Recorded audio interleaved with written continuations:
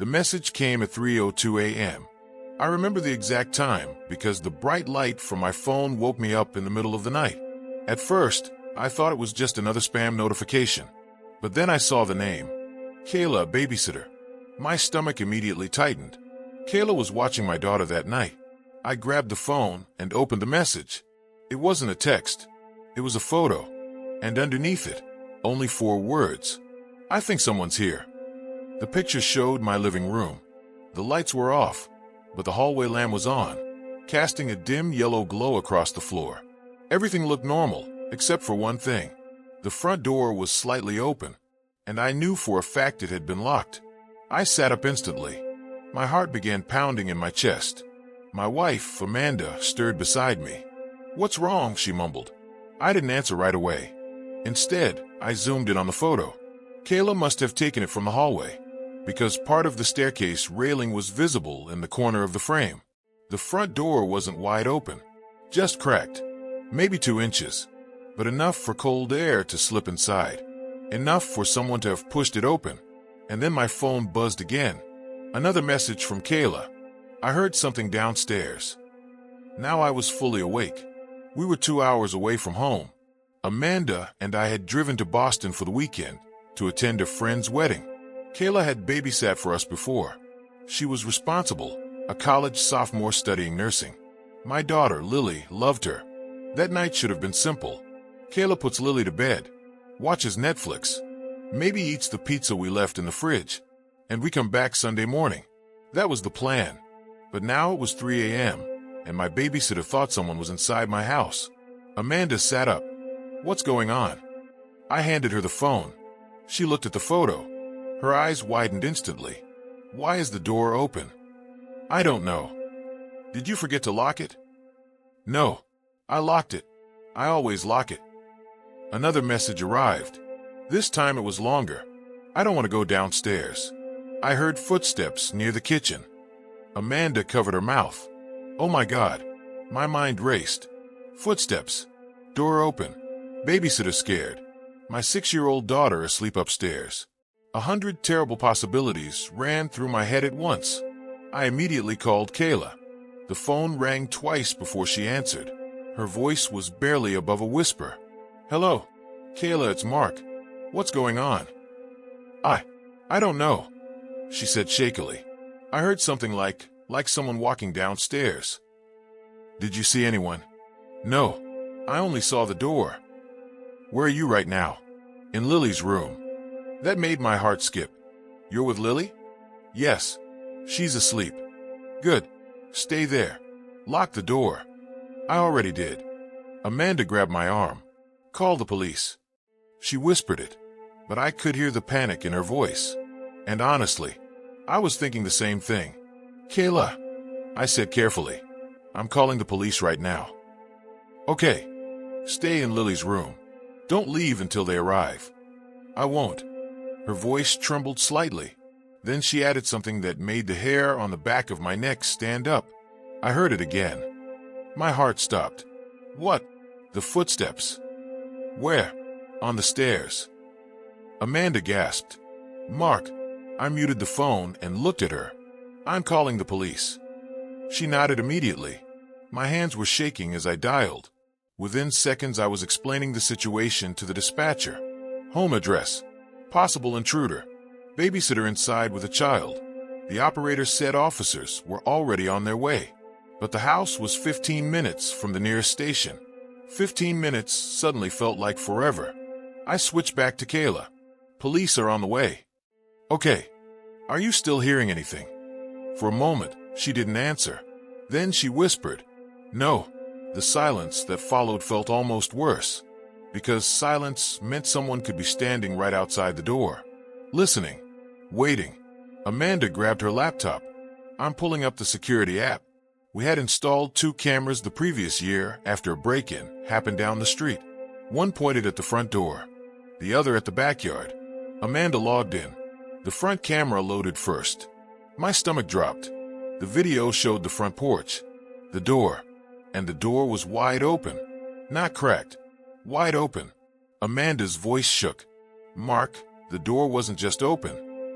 "What do you mean?" Look, she turned the screen toward me. The timestamp showed 2:57 a.m., 5 minutes before Kayla's photo. The camera footage showed the front door slowly opening, but there was something wrong with the video. Very wrong, because no one was there. The door just opened. Amanda whispered. Did the wind do that? No, I said. The deadbolt was locked. Wind couldn't unlock a deadbolt, which meant only one thing. Someone had opened that door. Someone with a key. My phone buzzed again. Another photo from Kayla, but this one was different. Much closer. Taken inside Lily's bedroom. The picture showed the bedroom door. Closed. But at the bottom of the door, there was a shadow, like someone standing on the other side. And the message underneath made my blood run cold. Someone just tried the door handle. The moment I read Kayla's message, my heart started pounding so loudly I could barely hear anything else. Someone just tried the door handle. I immediately called her again. She answered almost instantly, breathing fast. Kayla, I said, trying to keep my voice calm. Listen to me. Are you sure someone tried the handle? Yes, she whispered. It moved. Did they open it? No, it just rattled a little. Amanda grabbed my arm. Ask her if she sees a shadow. I repeated the question. Kayla hesitated. Then she whispered something that made my stomach drop. Yes. Where? Under the door. My chest tightened. Is it still there? No, I don't see it anymore. That didn't make me feel better. If anything, it made things worse, because that meant whoever was there had moved. Kayla, I said, I need you to stay completely quiet. Okay. Are the lights off in Lily's room? Yes. Good. Don't turn them on. Amanda checked the security camera again. The front door camera was still recording, but the porch was empty. The door still wide open. No movement. No person. Nothing. It looked like a normal quiet night, but we knew it wasn't. Then Amanda noticed something. Wait. She leaned closer to the screen. Mark, rewind that. I grabbed the laptop. She pointed to the corner of the frame. The camera was aimed toward the front door, but part of the hallway inside the house was visible through the open doorway. Amanda dragged the video back 30 seconds. Then she pressed play, and we saw it. A shadow, moving across the hallway floor. Inside the house, Amanda gasped. Oh my God! The shadow was quick, almost too quick to notice, but it was clearly someone walking past the door, which meant one thing. There was someone inside the house. I went back to Kayla. Kayla, I said quietly. The cameras show someone inside. Her breathing became shaky. Oh my God, listen to me. The police are coming. How long? I checked the call timer from earlier. Maybe 10 minutes. 10 minutes, she whispered. Then she said something that made my chest tighten again. I hear something upstairs. Amanda looked at me. Upstairs. That meant whoever was inside had come up the stairs. Closer to Lily's room. Closer to Kayla. Closer to my daughter. What kind of sound? I asked. Like the floor creaking. Our house was old. Built in the 1970s. The floors creaked even when you walked softly. And now someone was walking on them. Kayla, I said. Push something in front of the door. What? A chair. A dresser. Anything. I'll try. I heard quiet movement through the phone. The scrape of furniture. Kayla whispering nervously. Then silence again. Okay, she said. What did you move? Lily's desk chair. Good. Amanda suddenly grabbed my shoulder again. Mark, look. She pointed at the security camera screen. The hallway shadow had returned. But this time, it wasn't just a shadow. A figure stepped briefly into view. The camera quality wasn't great in low light, but we could clearly see the outline of a person. Tall, wearing dark clothes, standing just inside the house, completely still, like they were listening. Amanda whispered, Do they know Kayla is upstairs? I don't know, but something told me they did. Then Kayla whispered something that made my blood freeze. I hear breathing. My chest tightened. What? Outside the door. Amanda covered her mouth. Oh my God. Kayla, I said urgently. Do not make a sound. I'm not. Is Lily still asleep? Yes. How?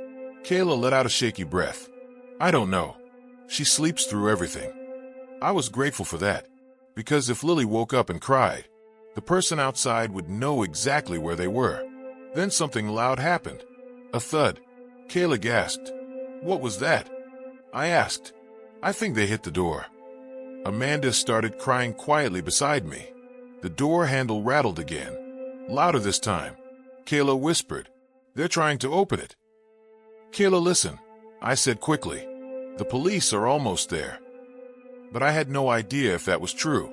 For all I knew, they were still 10 minutes away. Then the phone suddenly went quiet. Too quiet. Kayla, I said. No response. Kayla. Amanda looked at me with wide eyes. What happened? I don't know. Kayla. I repeated. Finally she whispered. They stopped. Stopped? Yes. Do you still hear them? No. Anything at all? No. The silence felt wrong. Like the calm before something worse. Then Amanda screamed. Mark. I looked back at the laptop. The security camera footage had changed. The figure was now standing directly in the doorway, facing outside, facing the camera. And for a brief moment, the porch light flickered on, just enough for us to see the person's face. My stomach dropped, because I recognized him, and the realization made my entire body go cold.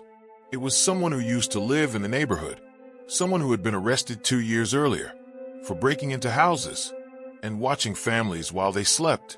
Amanda whispered in horror, He's back.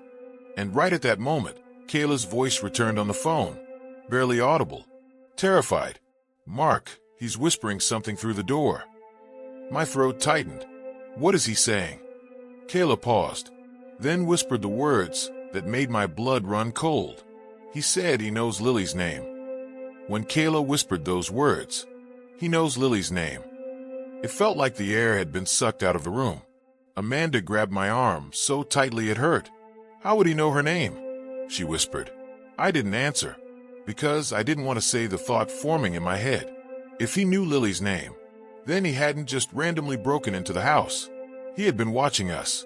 Kayla, I said slowly, trying to stay calm. What exactly did he say? Her breathing was shaky. He whispered, Lily, I know you're in there. Amanda began shaking her head. No. My chest felt tight. Kayla, is he still there? Yes. Do you see the shadow under the door? Yes. The image in my mind was unbearable. A stranger standing outside my daughter's bedroom at 3 a.m., whispering her name.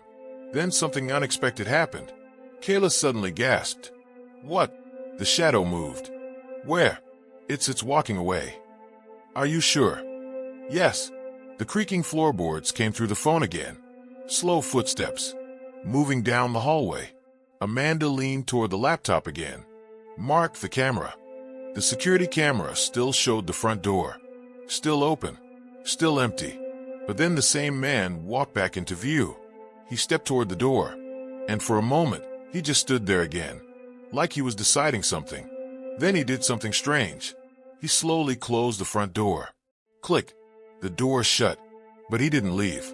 He turned around and walked back inside the house. Amanda whispered, horrified. Why would he close the door? I already knew the answer. Because he didn't want anyone to see him. Because he wasn't leaving. Kayla, I said carefully. I think he's still inside. Oh my God. Just stay quiet. The phone suddenly picked up a faint sound. Footsteps again. But different this time. Not outside Lily's room. Further away. Like he had gone downstairs. Then Kayla whispered something that made my stomach twist. I think he's in the living room now.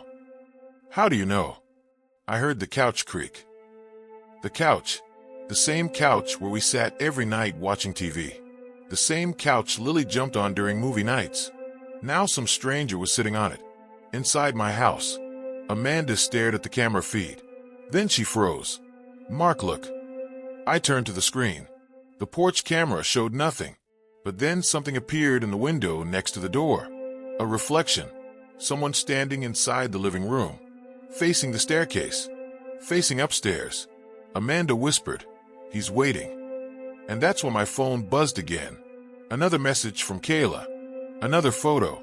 My heart pounded as I opened it. The picture showed Lily's bedroom again. But this time it wasn't the door. It was the window. The curtains were slightly open. And outside the window, there was a face. I felt my entire body go cold. The man wasn't downstairs anymore.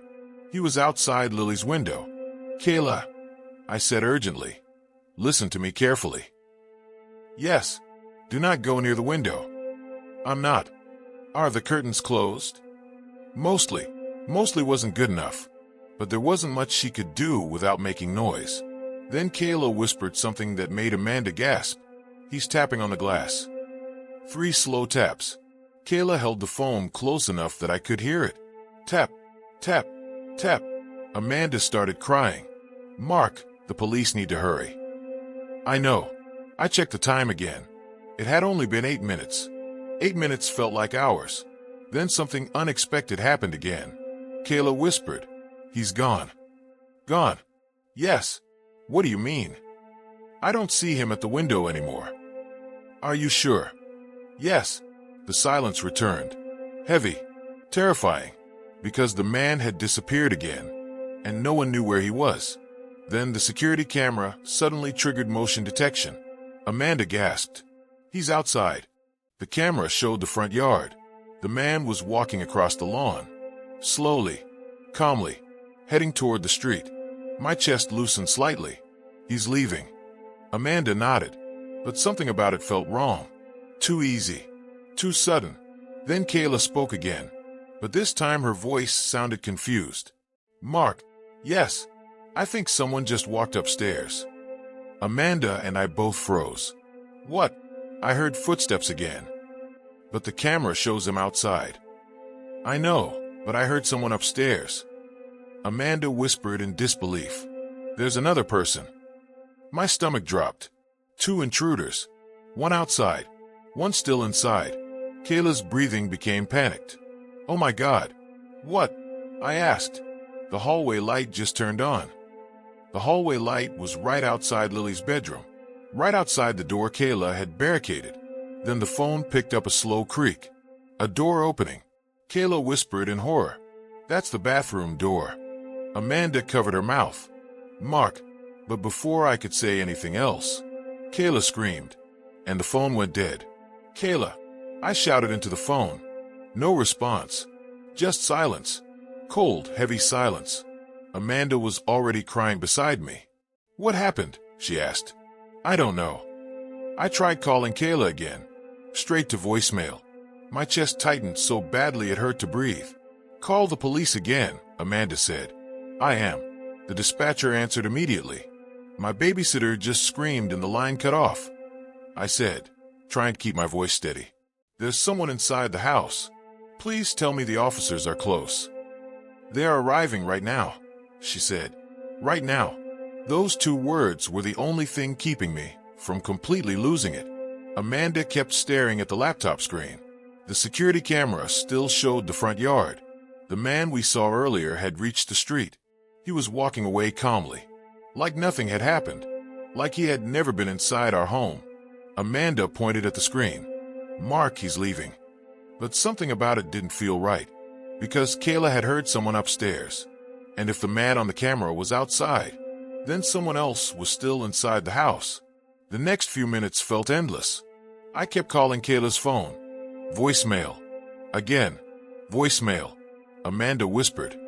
What if he got into Lily's room? I shook my head quickly. No. The door was barricaded.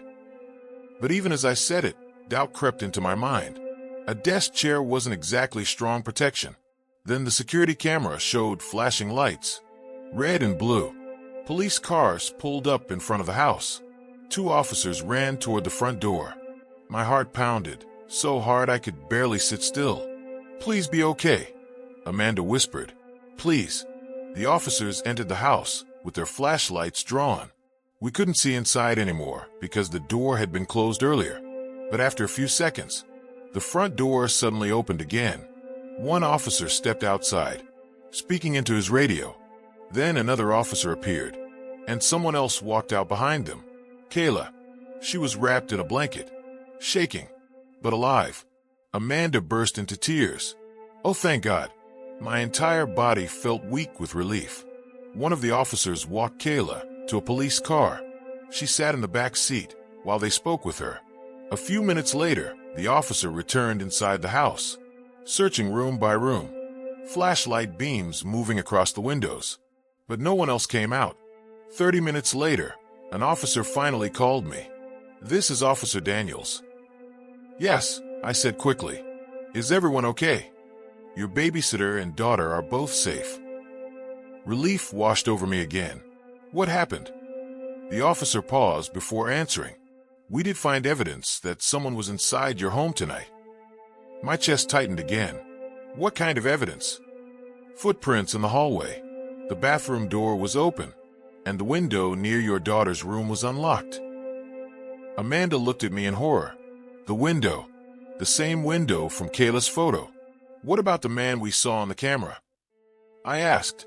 "We're currently looking for him," the officer said. "But there's something else you should know." "What?" "We believe he wasn't alone." Amanda closed her eyes. I already knew what he was about to say. There were two different sets of footprints inside the house. Two intruders. Exactly what we feared. One who left, one who stayed. What happened to the second one? I asked quietly. The officer hesitated. "We're not sure." "What do you mean?" "We searched the entire house, and there was no one inside." Amanda shook her head. "That's impossible." I agreed. If someone had been upstairs, if someone opened the bathroom door, then they had to be somewhere. But the officer's next words made my stomach turn. The back door was unlocked when we arrived. Someone had escaped. We drove home first thing in the morning. The entire 2-hour drive felt unreal. Amanda barely spoke. Neither did I. All I could think about was how close we came to something far worse. When we arrived, police were still outside the house. Kayla was sitting on the porch. She stood up when she saw us. "I'm so sorry," she said immediately. "You have nothing to apologize for," Amanda told her, hugging her tightly. "Is Lily okay?" I asked. Kayla nodded. She slept through everything. Somehow that detail made it even scarier.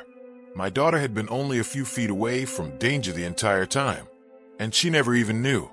Before leaving, the officer showed me something. A screenshot from the security camera. The moment when the first intruder stood in the doorway, looking directly at the camera.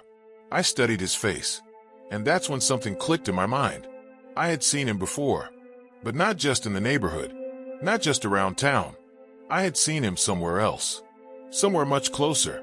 Then I remembered, 3 weeks earlier, when Amanda and I had gone out to dinner and hired a different babysitter, a new one Kayla had recommended, a quiet guy named Ethan who said he was studying photography. The officer noticed my expression change. "You recognize him?" I nodded slowly. "Yes." "From where?" I took a deep breath and said the words that made the officer's expression turn serious. "He's been inside my house before." The officer wrote something down, then looked at me. That explained something. "What?" "The second set of footprints." My chest tightened again. "Why?" The officer spoke carefully. "Because they were smaller." "Smaller?" "Yes, like a woman's." Amanda looked at me, confused, terrified. "Mark, who else was in our house?" But the officer's final words made my blood run cold. "We don't know. And we may never know." 3 days later, the police arrested Ethan. He had been hiding in an abandoned house 2 miles away. Inside they found something disturbing. A laptop, filled with photos. Photos taken through windows. Photos of families. Photos of bedrooms.